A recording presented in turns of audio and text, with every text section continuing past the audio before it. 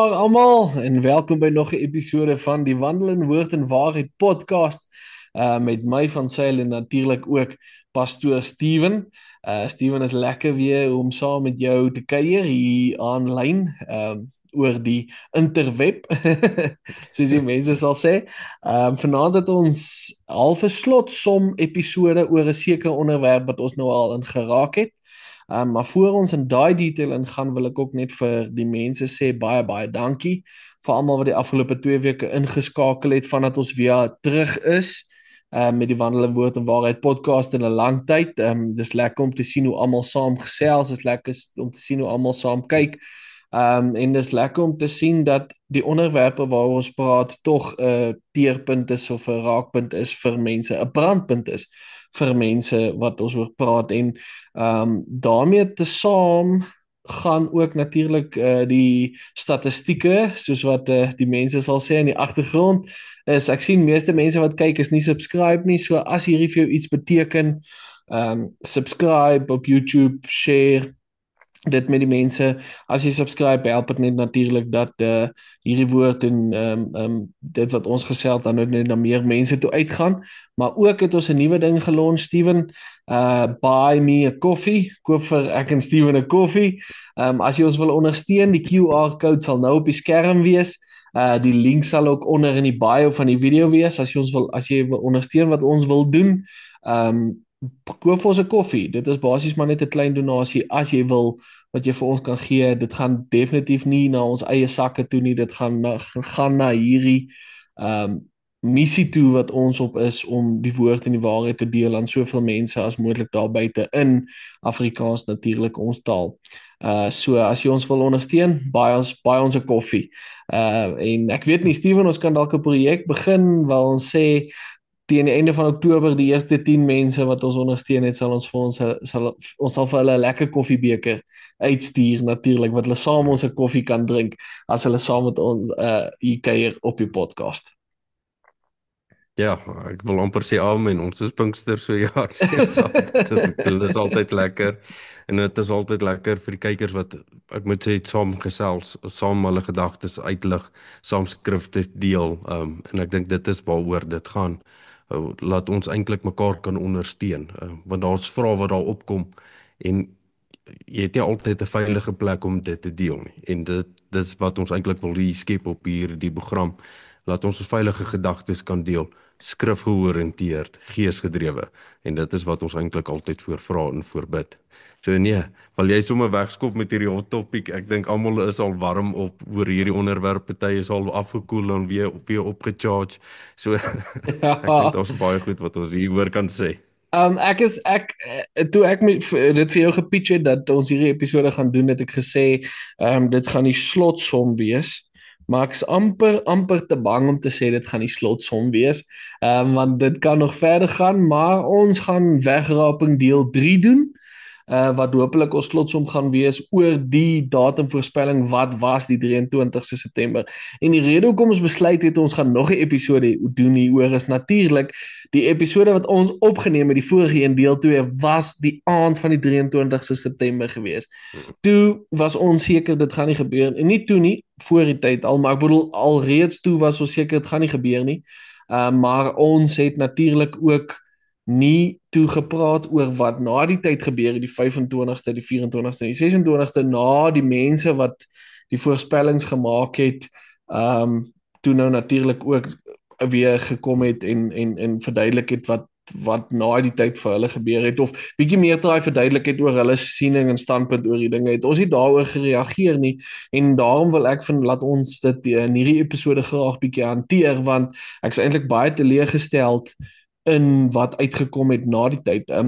Ek weet ek het nou lank gepraat, maar ek weet ek en jy voel dieselfde hoor. Ons is baie teleurgesteld oor hoe dit uitgedraai het in die sin van die mense wat verantwoordelik was vir die datum voorspellings, hoe hulle dit gehanteer het na die tyd, want ek voel in beide episodes, in deel 1 en in deel 2 van die wegraping, het ons hierdie mense baie grace gegee, ons het die mense baie genadiglik aan genadig hanteer uit 'n menslike oogpunt uit. Ons is nou nie natuurlik die houer van die ultimate genade wat Jesus is en God is nie. Ons kan net menslike genade gee, maar tog menslik voel ek ons was die mense genadig gewees. En ek kan nie vir jou praat nie, maar ek was uiters teleurgesteld oor die naderdraai van hierdie hele situasie. Ek dink jy weet ook en jy het dieselfde kommentaar gekry, mense het ook met jou daaroor gepraat. En ons probeer positief te wees en ons probeer die mooi in te sien. Ons het dit al genoem in die eerste een en die tweede een, dat dit weer 'n bietjie bewusmaking was en mense bietjie laat ondersoek doen het, maar daar's ongelukkig ook 'n nasmaak. Baie mense wat gepraat het en gesê het, ja, maar gesien dit wat julle gesê het gebeur nie. Eers as dit gebeur, dan sal hulle glo en julle kan aanlas met julle eie verhale en goed wat julle mag gehoor het. En weer eens, kom ons sê dit gou mooi en ons het dit nou genoem, of vir die derde keer sal ons dit weer noem. Ons hanteer die teorie wat valslik was. En as dit waar was, was ons nou nie hier nie en ons het dit dan so hanteer. En weer eens, ons is nie teen die wegraping nie. Ons glo daar gaan 'n wegraping wees, maar die tyd en die uur weet niemand nie, soos wat Matteus 24 sê. Maar ons moet gereed wees elke dag vir die koms. En ons het dit genoem. Dit voel vir my ook, wat ons al genoem het in aanraking, wat ek nie wil herhaal nie, is net die fokus bly geskuif. Ons moet bly fokus op Jesus en hom volg en nie sy volgelinge volg nie. Maar nou hier kom die frustrasie wat jy het en ek gaan laat jy nou eers begin met hierdie hot topic, maar hierdie ouens wat voorloop, wat geestelike leiers is, as hulle jou teleurgestel het, hoe hanteer ons dit? Want ek glo die woord sê, ons moet ook optree. Ons kan nie net laat dit verbygaan nie. En ek praat nou nie sonder genade en sonder liefde nie, maar wat doen jy as 'n geestelike leier jou teleurgestel het? En dis eintlik wat nou gebeur het. En die ripple effek van dit is nie altyd positief nie. Mm. En dis eintlik wat ons wil aanspreek. Ja, ek wil 'n bietjie teruggaan na dit wat jy gesê het van ons glo dat die wegraping gaan gebeur in die wegraping en dit is een van die goed van die negatiewe effekte wat hierdie hele storie gehad het is dat dit mense nog meer verdeel het op die onderwerp van die wegraping. Die mense wat nie glo dat daar 'n wegraping gaan wees nie, gebruik dit natuurlik as ammunisie om te sê luister, kyk wat sê julle mense wat glo in die wegraping wat nou kantig leiers is en almal se oë, kyk wat sê hulle en dit gebeur nie, so dit is 'n feit af, dit is 'n bevestiging oor die feit dat daar nie 'n wegraping is nie. Nog verder gevat is die ongelowiges wat nie glo in 'n wegraping of 'n wederkoms of een van die twee nie, wat sê luister, kyk wat sê julle mense wat nou kantig julle leiers is, wat kantig nou in die publiek namens julle praat en die goed word nie waar nie, dit gebeur nie. Nou, ek het goeie nuus vir die mense wat stry oor die wegraping en die wederkoms. Ek en jy het dit klaar afgespreek. Ons gaan 'n bietjie 'n debat hou oor die wegraping teen die wederkoms. Is daar wegraping? Is daar nie 'n wegraping nie en is die wegraping en die wederkoms twee verskillende goed of is dit een ding? En ons gaan dit vat uit 'n woordoogpunt uit en uit 'n waarheid oogpunt uit en nie tussen die lyne lees en wiskunde by Bybelwiskunde somme maak soos sekere mense gemaak het wat ons nou gevolg het natuurlik of wat ander sekere mense gevolg het nie. Maar ja, so gepraat van volg, die een, ek sien so een grappie wat sê dat brother Joshua het seker met die wegraping gegaan want niemand het weer enigstens iets van hom gesien na die 23ste September nie. En ek het hom nog nie gaan opsoek of sien wat hy sê nie, maar weer eens, ek het nog nie gesien dat brother Joshua wat natuurlik baie bekend geword het en bekendheid verwerf het reg oor die wêreld op sosiale media met sy datumvoorspelling en dat hy gesê het Jesus het fisies voor hom verskyn in persoon aan hom verskyn. Ek het nog niks weer van hom gesien of gehoor in die publiek soos wat hy was nie.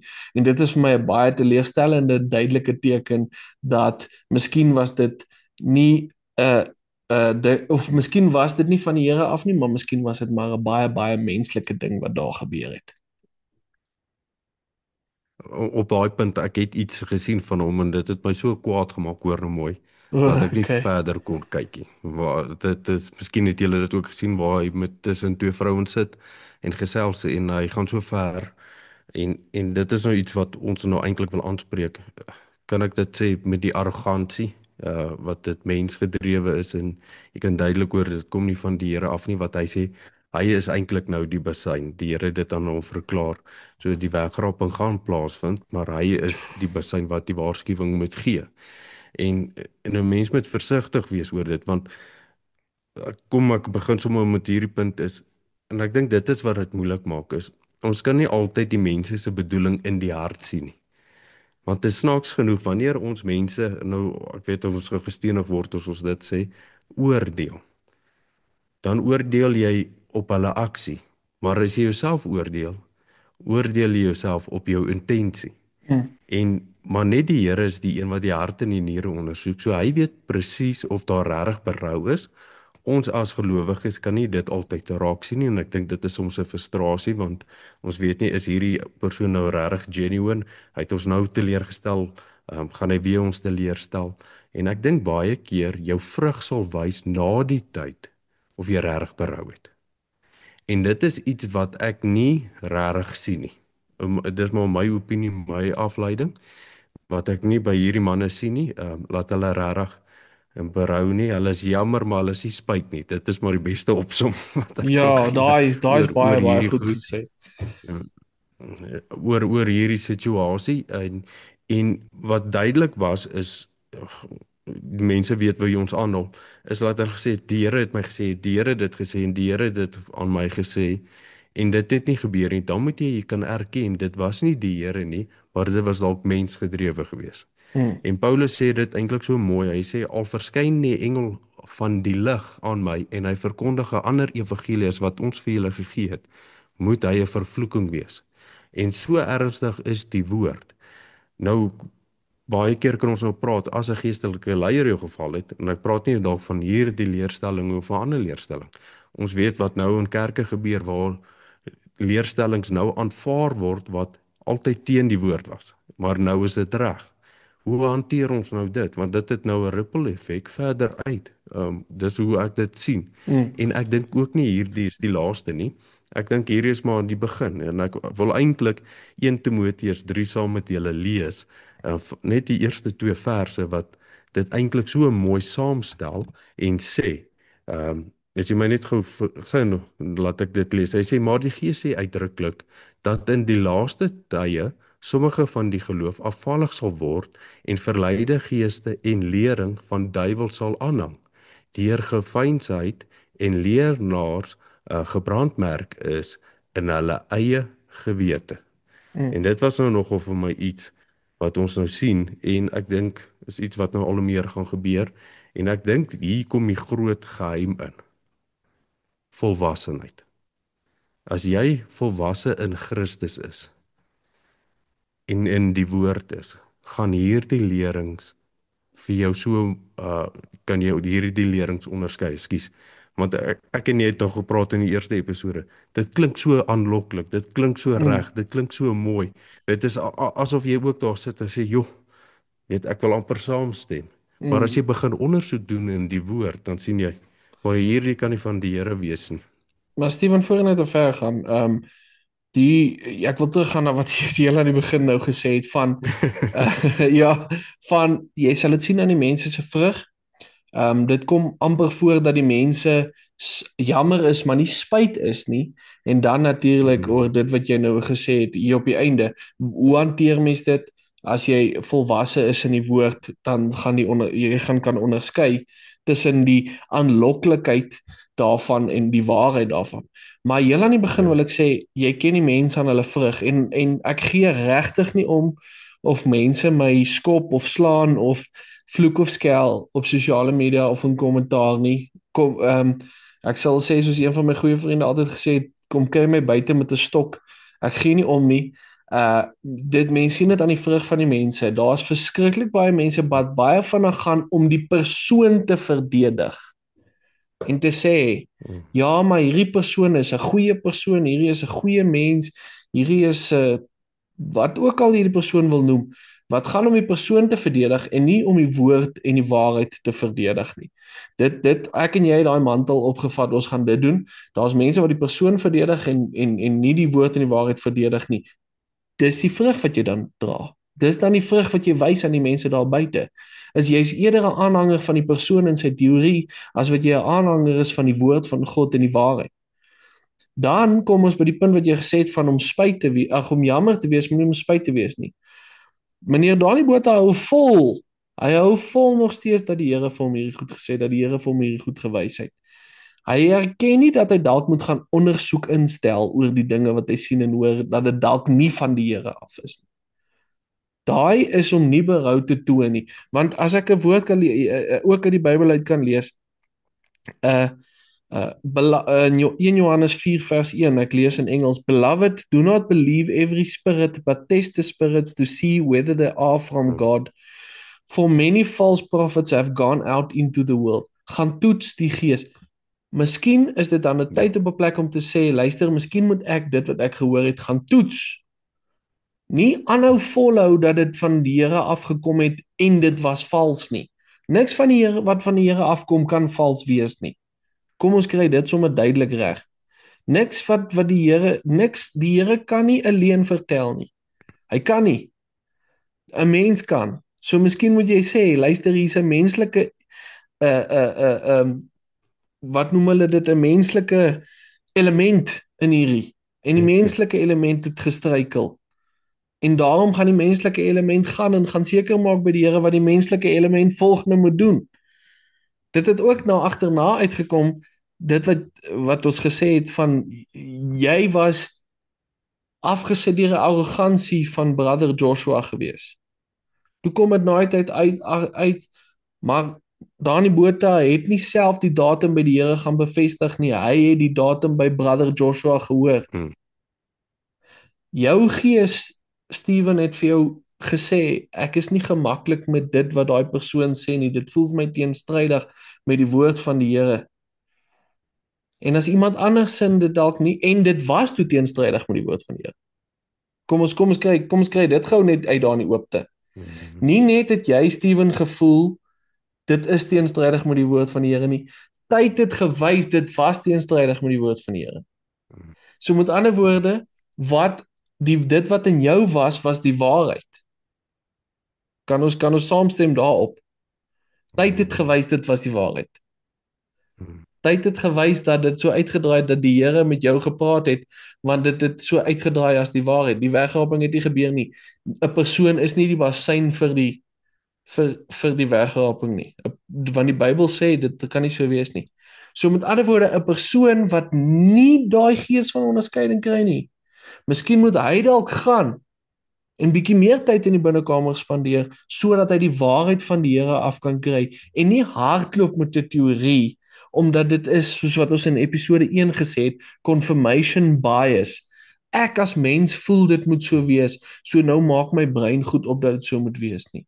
Jammer, is nie net genoeg nie, in hierdie geval, vir my nie. Ek weet ek het nou aangegaan, ek het gesê, voor die tyd het ek vir jou gesê, ek gaan nie genade hê in hierdie episode, en ek weet ek het nou baie lank aangaan, ek's jammer. Jammer is nie genoeg in hierdie geval nie, 'n weerlegging is mens korte weerlegging in hierdie geval, waar jy terugtrek wat jy gesê het, nie net jammer sê oor dit wat jy gesê het nie. As jy verstaan wat ek bedoel. Ja. Mense is 'n mens meer genadig as jy jammer betoon, en hier kom die geheim in, jy's leerbaar. Want as jy nie meer leerbaar is nie, kan iemand nie met jou werk nie. En ons almal is nie perfek nie. So ons almal moet 'n leerbare gees heeltyd hê. Want dan moet areas kom en jy moet mense ook weer eens vertrou wat weet wie is hulle gesindheid en hulle geaardheid.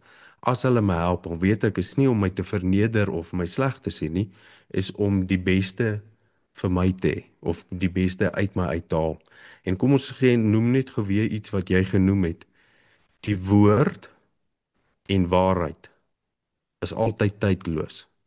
Dit kan nooit verander nie. As hierdie waarheid verander, dan beteken dit was nooit die oorspronklike waarheid nie. En in 'n mate beperk God homself. Hy het hierdie woorde gegee en hierdie woord gegee en hy sal in daai riglyne dan bly. Hy sal nie hier iets sê en iets anders te doen nie. Dit is nie hoe God werk nie. So dis hoe ek bedoel, hy beperk homself. As God so gesê het, gaan hy so optree en dit so doen. Dalk nie in ons tyd nie, maar in sy perfekte wil in sy tyd. En ek dink dit is die belangrikheid wanneer ons na hierdie goed kyk, want onthou profesie is iets wat ons voorwag om in die profesie hoekom ons dit gekry het, as jy gaan kyk in die Ou Testament al, is sodat ons wat wag op hierdie belofte sal volhard na dit toe. So laat ons nie moedeloos word nie, want ons weet God het dit gesê en omdat ons God se karakter ken, dat hy nie kan lieg nie, hy is die waarmaker van sy woord, volhard ons op hierdie weg, want soos wat Christus gesê het, soos julle my sien opgegaan het, so gaan ek julle weer kom haal. En ons weet, dit gaan so wees, want God sê so. En dit is waarop ons staan. En nou die vraag is, iemand wat geval het in die woord, as hulle nie bereid is om te leer nie, wat maak jy dan? En dan sê Timoteus so mooi, of Paulus vir Timoteus op in daai selfde hoofstuk, en hy eindig daarmee, hy sê, let op jouself. Hy sê, begin net daar, hy sê, let op jouself. Hy sê, hou by die woord. Hy sê, om dit te doen, sal jy nie net jouself red nie, maar ook die wat jy hoor. En dit was vir my altyd, of kom ek sê, dit is altyd my vertrekpunt. Dit begin by myself. En as ek studeer die woord, want ons lewe in 'n gemaklike tyd. Jy weet dit ook, ons praat baie oor. Is maklik om 'n prediker te hoor, dan breek hulle vir jou iets oop en is lekker. Maar ek dink is weer tyd dat ons ondersoek self doen in die woord, self met die woord sit en kyk, wat sê die woord? Nie wat iemand vir my sê wat sê die woord nie, maar wat sê die woord fisies? Hier lees ek dit in Matteus, hier lees ek dit in Markus, ensovoorts, ensovoorts. Maar soos ons gesê het, ons kan vinnig hardloop met hierdie goed, want ons het baie om te sê oor dit. Maar jy het nou gesê, ons almal maak foute, en ons het dit in episode 1 van hierdie genoem, ons het dit in episode 2 van hierdie genoem. Maar Steven, as ek 'n fout maak, nê, kan ek nie sê, en ek weet ek is hard en negatief, maar ek wil nie negatief wees nie, ek wil nou maar net sê dat ons het mooi gepraat, en ons het gepoint daarna toe in episode 2 dat ons miskien moet hard praat, en nou voel ek is die tyd vir hard praat, omdat mense nie berou getoon het nie, na die tyd nie. Ja, jammer is fyn, maar hoor nou wat ek sê. As ek 'n fout maak, kan ek nie sê, ja, weet jy wat, ek het 'n fout gemaak, maar jy maak ook foute. Regverdig dit my fout, die feit dat jy foute maak? Nee, dit doen nie. Een fout, jou foute kanselleer nie my foute uit nie. Nou op Potnuus toe Dani Botha daar was, het Isak Du Plessis vir hom stryd gevra. Mense sê jy's 'n vals profeet, is jy 'n vals profeet? En dit was presies 'n antwoord gewees. Ek's nie 'n vals profeet nie, almal maak foute. Laat die een wat dan nie foute het nie, 'n fout die eerste klip gooi. Wat die een is nie gelyk aan die ander nie. 'n vals profeet is iemand wat 'n profesie in die naam van die Here gee en dit kom nie draai dan nie uit as die waarheid nie, soos tyd gewys het en dis teenstrydig met die woord. So met ander woorde, die feit dat niemand van ons perfek is nie, maak nie feit nommer 1 minder 'n feit nie. Want as ek hier kan lees in Jeremia 14, dan staan daar, the prophets are prophesying lies in my name. I have not sent them or appointed them or spoken to them. Daar's nie van, ja, maar ons almal maak foute, so met ander woorde, baie keer mag ek maar iets verdraai in die naam van die Here nie. En ek weet dit klink verskriklik hard. Maar ek sal myself met dieselfde standaarde meet, sou dit daar kom.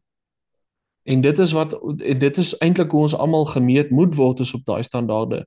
Want om iets uit myself uit te sê beteken niks nie, maar as ek iets in die naam van die Here sê, is ek veronderstel om seker te maak dat dit die waarheid is. Soos ons in episode 1 en episode 2 ook nou maar natuurlik gesê het. En Spreuke 9 vers 8, dis baie interessant wat jy nou gesê het om leerbaar te wees. Ekskuus gou dat ek gou Spreuke 9 vers 8 die soek as ek hom kan kry. Daar staan in Proverbs 9 verse 8. Do not rebuke mockers or they will hate you.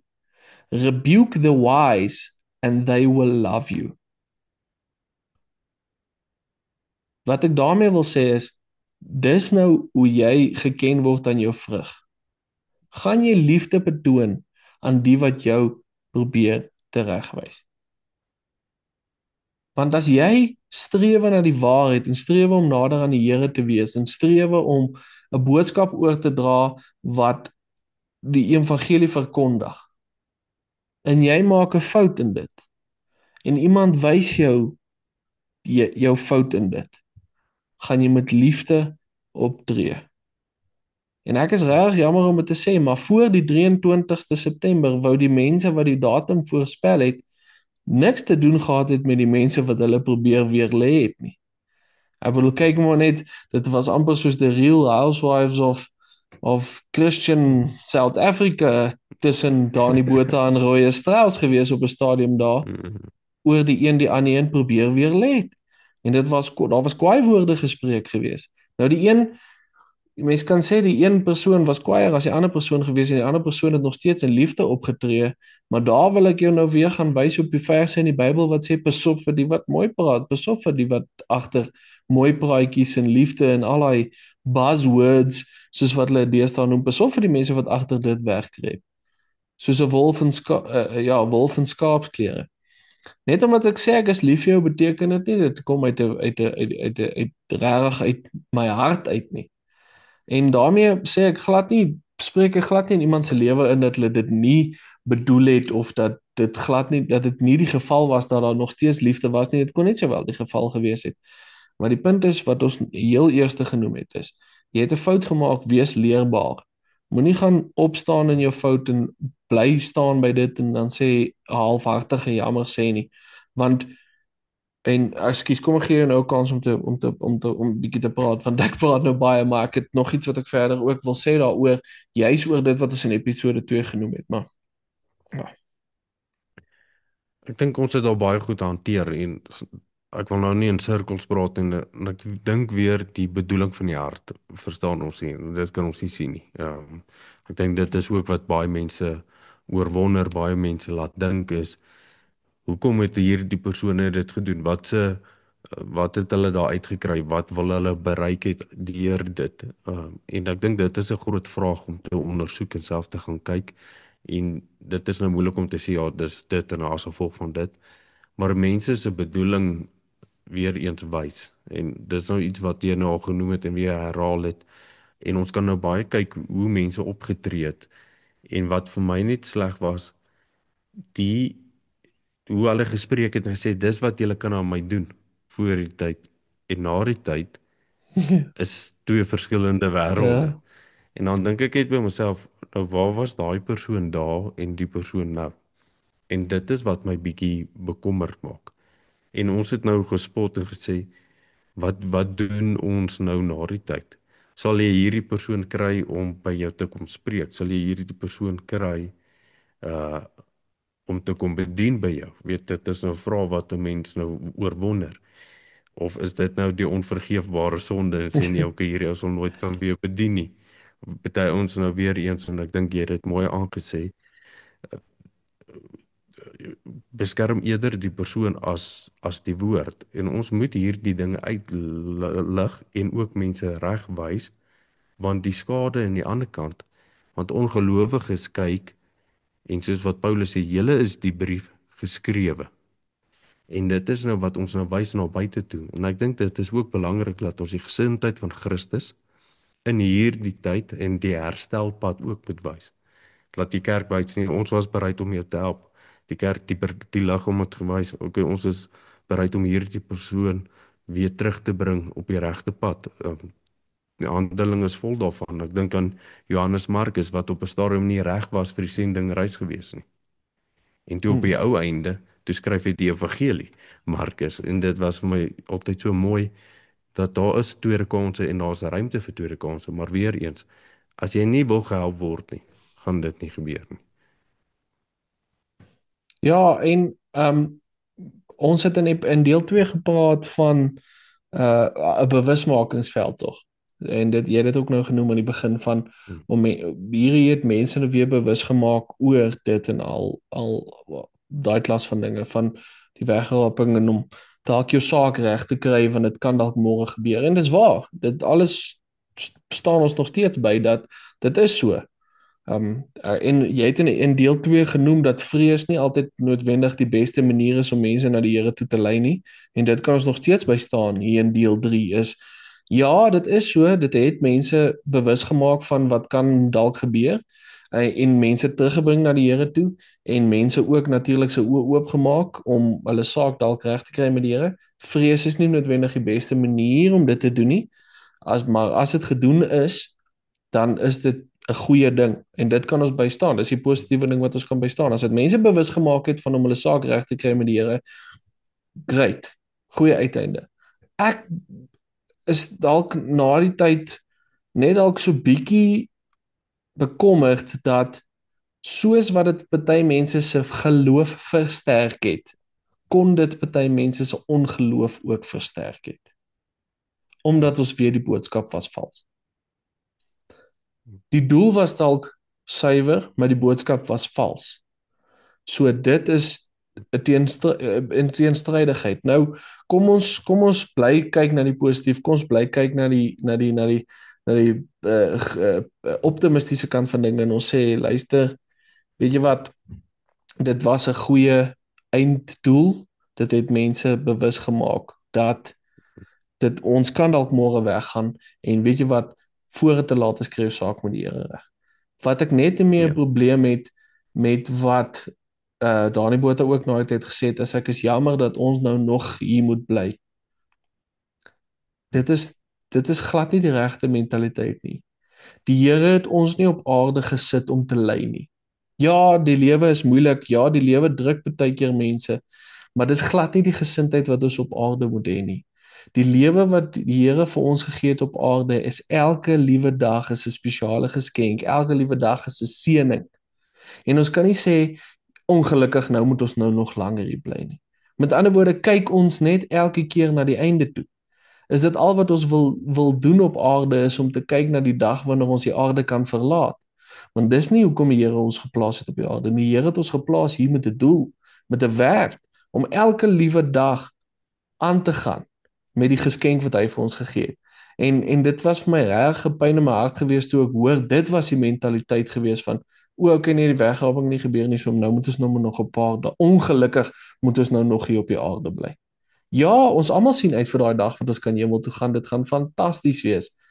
Regtig, dit gaan soos ons in deel 1 gesê het, ons is opgewonde daaroor. Maar so is ons net ook oor opgewonde oor elke liewe dag wat ons hier op aarde ook kry. en ons het dit ook genoem en ek is bly jy herhaal dit nou weer en jy noem dit nou weer. Ons het gesê as die wegraping plaasvind, wen ons.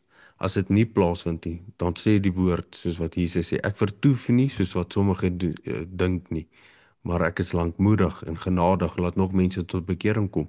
En dit beteken ons het nog steeds 'n doel en 'n werk hier op aarde en ek dink eintlik veral nou in hierdie tyd en uur het ons boodskap baie meer dringend geword om verlore siele kerk toe te bring en iets wat iemand gesê het, toe sê ek jy vat dit nou raak in hierdie situasie en hulle opsomming van wat nou gebeur het is, hy sê die regverdiges word meer regverdig en Hmm. die wat lou is word of regverdig of nou koud.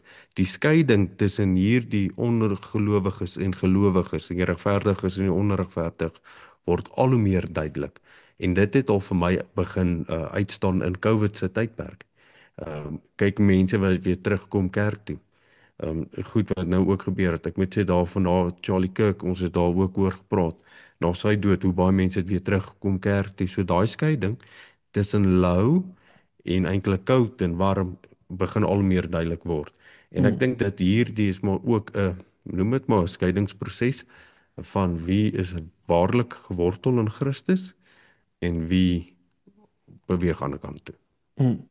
Ja.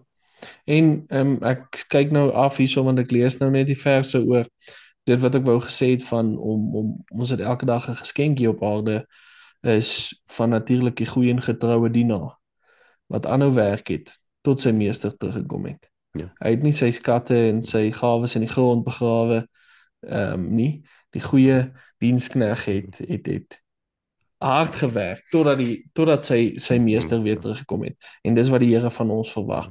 totdat hy kom, totdat die dag aanbreek wat die bassein blaas en ons sien hom, tot daai dag hou ons aan, maak nie saak wat gebeur met ons nie. En ja, ons het nou soos jy nou gesê het, ons wil nie in sirkels praat nie, ons het al baie oor hierdie goedes gepraat, maar wat vir my bitter interessant was is in hierdie hele naderdraai van die dinge, in hierdie hele ehm ek wil amper sê debrief soos hulle dit in militêre terme altyd op die TV noem en hierdie debrief wat Dani Botha gegee het oor die dag na wat die dag toe dit nou nie gebeur het nie was toe kom hy uit met en ek wil dit graag hoor wat sê jy daaroor indien jy dit gehoor het gaan ek dit indien jy dit nie gehoor het gaan ek nou vir jou lees toe kom hy uit met eweredige lettergreep verspreidings in die Bybel ek weet nie hoeveel gehoor het daarvan nie. Dit was die eerste keer wat ek gehoor Nee. het daarvan. Dat daar in boeke eweredige lettergreepverspreidings is en tussen daai lettergreepverspreidings gee dit vir jou geheime boodskappe wat jy kan lees. Soos byvoorbeeld volgens hom was al in die Tweede Wêreldoorlog was al Hitler se generaal se name uitgespel in hierdie eweredige lettergrepe in die Bybel. En dit was vir my bitter interessant geweest. Dit was eintlik vir my half 'n tel soos hulle dit altyd noem. Dit was vir my 'n tel geweest van sjoe, miskien in terme van hierdie goeters is daar 'n bietjie meer ondersoek om te gaan instel in homself om nie te val vir elke liewe ding wat opkom nie. Want dit klink vir my baie soos hierdie wiskundige somme wat gedoen was oor wanneer die wegraping gaan plaasvind en toe nou nie geplaasgevind het nie. Klink eweredige lettergreepverspreidings in die Bybel ook vir my soos 'n ding wat jy maar wiskunde kan toepas en jy gaan sien wat jy wil raak sien. En as jy iemand is wat geneig is om vir sulke goed te val, moet jy miskien gaan meer bevraagteken kom dit van die Here af of kom dit van mense af? Ja, jy maak nou 'n ander can of worms nou oop met hierso en ek dink eintlik hulle wil hulle self regverdig om hulle punt oor te dra. En mense wil die woord meer ingewikkeld maak en moet my nie verkeerd verstaan nie. Ons weet die skrif is deur 'n opperwese en ons weet wie die opperwese is Jesus Christus ingegee deur die Heilige Gees wat geskryf het. So dit is bo ons raamwerk en ons beplanning. So met wat ek daarmee sê, die woord is kragtig en ek dink ons sal verbaas wees eendag in die hemel eintlik hoe kompleks die woord is. Ons het al daai prentjie gesien wat so mooi gewys het hoe die skrifte gebind is. Daarmee stry ons nie. Maar hierdie voel vir my jy soek 'n boodskap wat deur jou eie is om iets uit te bring. En ek dink hulle wil dit meer ingewikkeld maak as wat dit regtig is. Want hoe verduidelik jy nou vir iemand? Dis wat die Here gesê het. As jy nou die letter vat en die letter vat en die letter om dit, dan kan ek dis hoekom die alfabet is, dan kan ek mos my eie woorde maak en my eie vorms maak om dit te sê. En dit is maar my opinie oor dit. Vat die woord soos hy is, gebruik hom soos hy is. En daar's 'n rede daarvoor. En ja, kom ek sê, dis nou weer ons het dit genoem, die insegese en die eksegesis. En dit is die insegese waar baie keer die probleem is, wat jy inlees, insegese. Eksegesis is wat jy uithaal. En dit is nou weer eens, wat lees hulle in? Ons het hier oor gepraat, hoe lees jy die Bybel, Lukas 10, wat Jesus vir die wetgeleerder vra, hy sê, hoe lees jy die Bybel? En dit is nou waar dit gaan op eindig. Ja, nee, ek dink Steven, ons kan reg maar 'n slotsom sit op hierdie deel, op hierdie sage wat ons nou deurgegaan het hierdie afgelope 2 weke. Ek dink ek en jy het presies dieselfde gevoel sonder dat ons noodwendig dit met mekaar gekommunikeer het, is dat ons gevoel het, luister, kom ons gee die mense grasie, kom ons gee die mense genade, kom ons hanteer dit met liefde. Nie dat ons dit nou nie met liefde hanteer nie, maar kom ons hanteer dit met liefde. Kom ons hanteer dit amper met kid gloves, soos hulle altyd sê.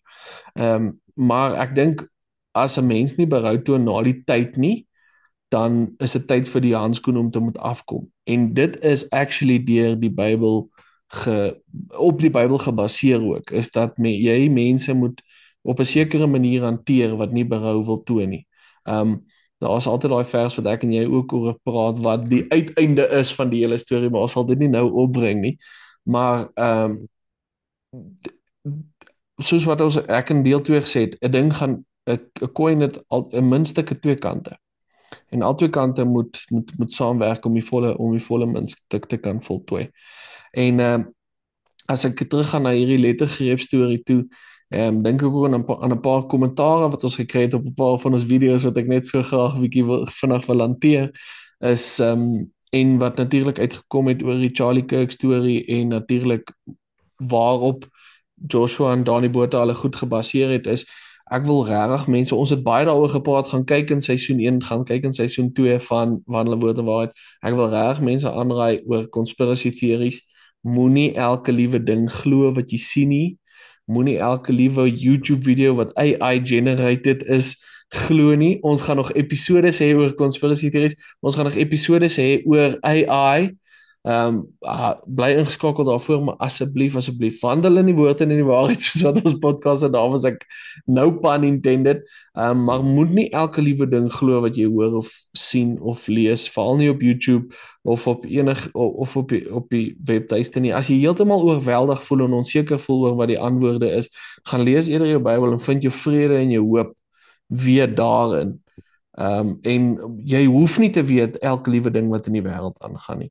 Jy hoef nie elke liewe draadjie wat daar is te ontrafel nie, want baie keer as jy daai hele doek ontrafel het, dan kom jy agter jy moes dit nie gedoen het nie. Ja. Ek dink dit is mooi opgesom. Ja, nee. Kom ons bly by dit wat ons ken. Soos jy gesê, die woord is divinely inspired, maar tog is dit vir ons almal. En die Here gaan nie boodskappe wegsteek tussen twee bladsye. Moet jy nou die Bybel gaan dissect met 'n mes en dan moet jy nou gaan inlees jy lees net elke 6de letter van elke 3de woord en dan kry jy eintlik wat die toekoms gaan wees nie. Dis glad nie hoe dit werk nie. So wees verseker dit is glad nie hoe dit werk nie. Ja, dankie vir almal wat weer ingeskakel het. Bly ingeskakel natuurlik ook vir ons episode soos wat ons genoem het wat bietjie gaan oor AI. Natuurlik ons gaan baie episodes daaroor hê want soos wat die maande aangaan, mens kan nie eers sê die jare nie, soos wat die maande aangaan, raak dit net beter en meer intrinsiek en allerlei klas van goede. So ja, bly ingeskakel, lewe asseblief vir ons kommentaar, koop vir ons 'n koffie as jy wil en subscribe en deel dit met enigiemand. Nou toe, totsiens.